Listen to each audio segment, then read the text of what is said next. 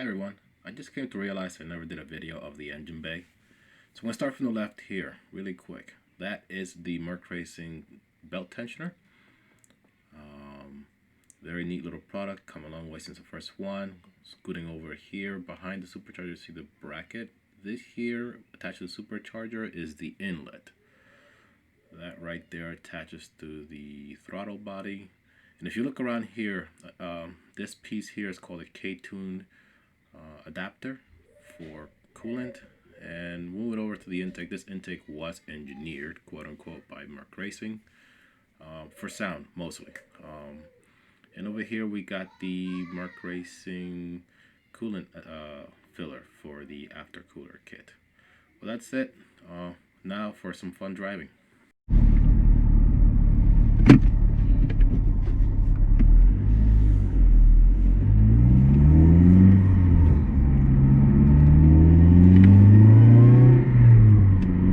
Hi everybody, I hope this microphone's doing a good job. New GoPro, so we'll see what it does. I just wanted to take you guys across a little sunset cruise, a little bit of driving around town. I hope to have this video up tomorrow. Ouch, the 3rd. That's a big ass bump. So today, the start of this video should have a short snippet. I realized I haven't given you all a view of the engine bay, what that looks like.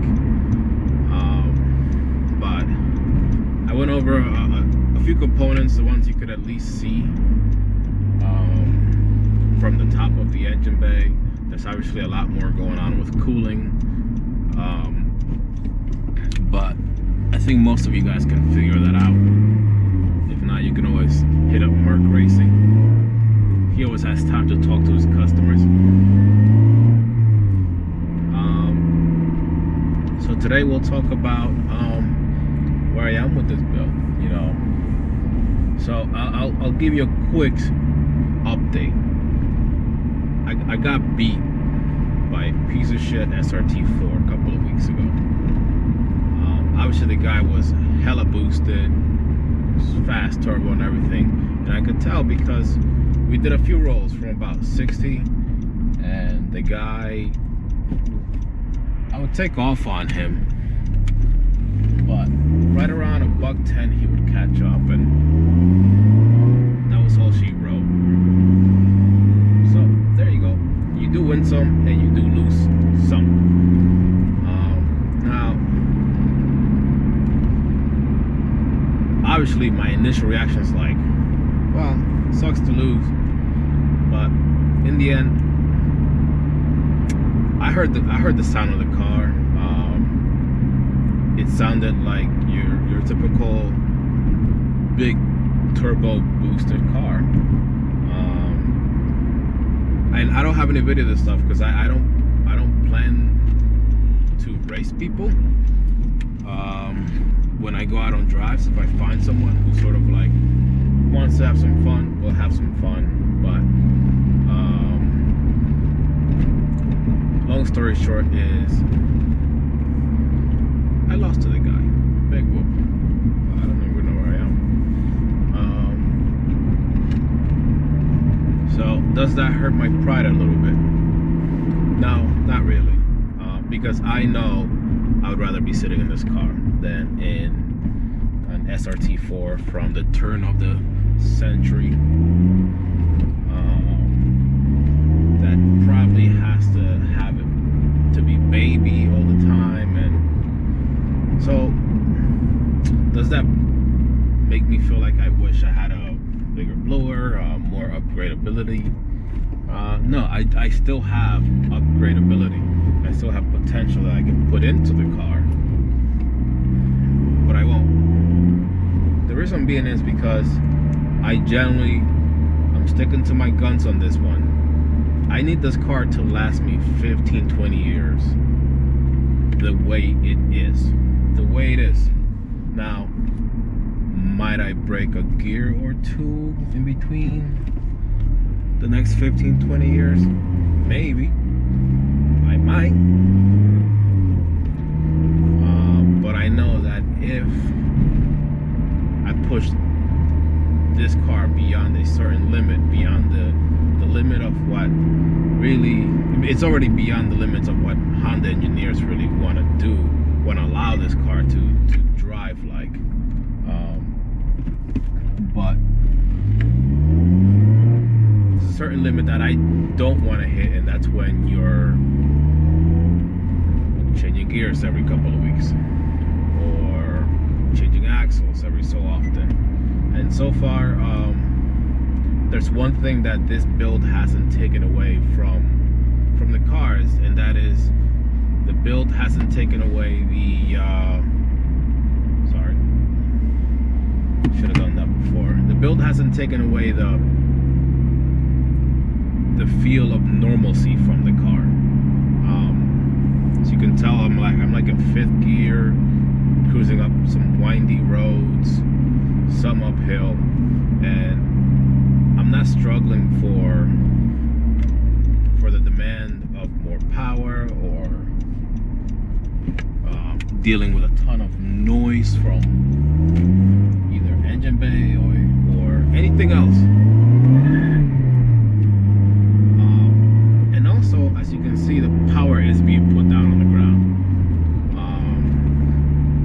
So there's a lot of pros to where I am. There's a lot of pros, and there's a lot more cons to where I would be if I decided to, hey, you know, I need some E85. Hey, let me get a bigger blower.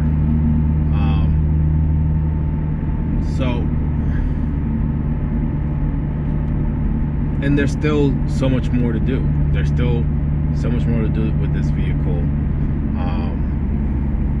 I say there's at least the $5,000 in suspension and brakes alone. And that's it. Like I've been through this before, trust me. I have spent an enormous amount of money on cars that I shouldn't have. And I'll give you a little tip. I first started this YouTube channel, and I suddenly changed the name somewhere down the middle. Of course, at first it was called Reese's Pieces, and that's only because the car's orange, just like Reese's chocolate, and well, at least the wrapper in Reese's chocolate.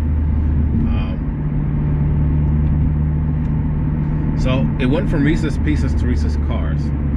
And if you're wondering why, it's because there are a lot of cars that I used to keep posters off when I was a kid. And as far as I know, those cars are within reach. A lot of those cars are cars that, okay, well, I couldn't own that before, or couldn't afford to own that before. But if I play my cards right, I'll be driving my teenage dreams. So, no offense to Honda, no offense to anyone, but I don't want to. Oh, I got flashing lights on me, but I don't want to burn my dreams on this one super build. It's like putting all your chips south. I want south. It's like putting all your chips in when the poker game has just gotten started. So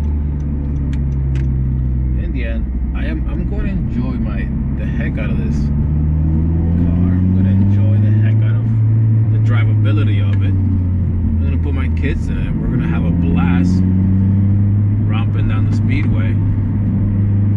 But as far as I'm concerned,